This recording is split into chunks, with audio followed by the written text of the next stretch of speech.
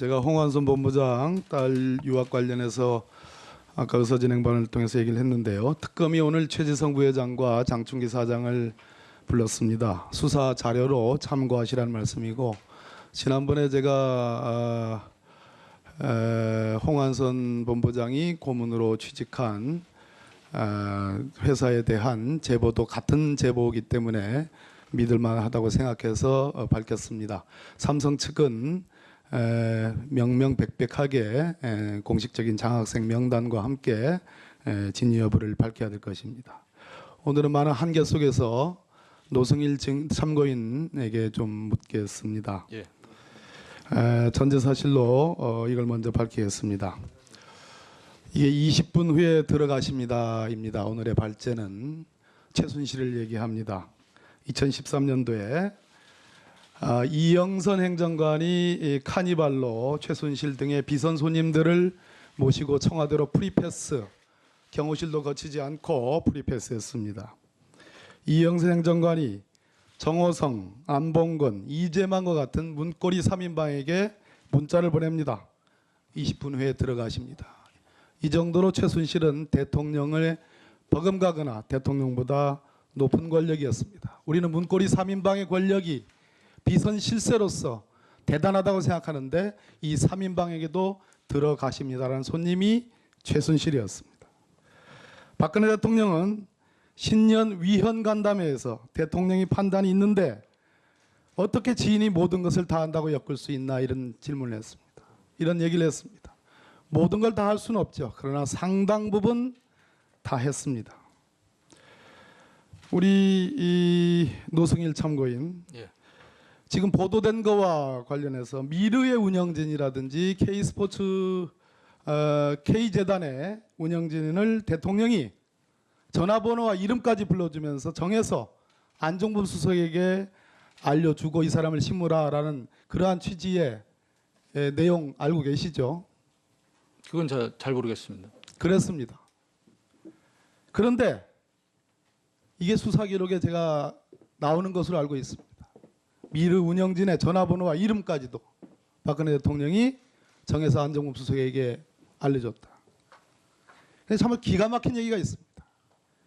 미르재단의 재무이사로 2015년 12월 6일자에 박근혜 대통령이 전화로 안종범 수석에게 받아 적으라고 하면서 알려줍니다.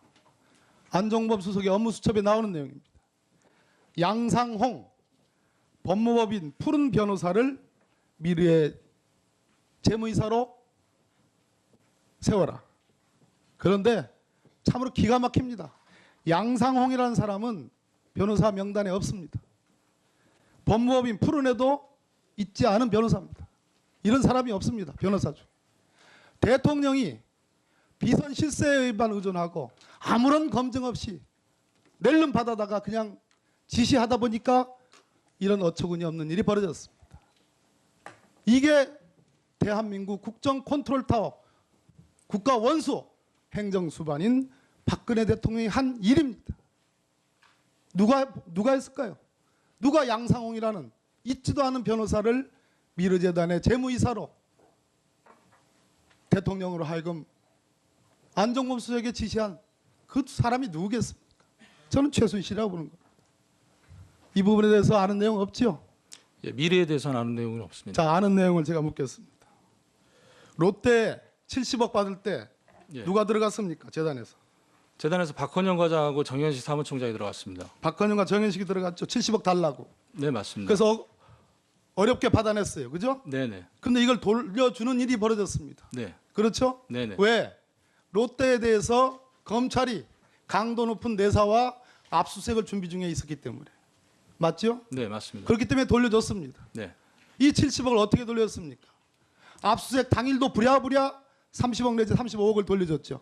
네, 맞습니다. 그 전날도 돌려줬죠. 네.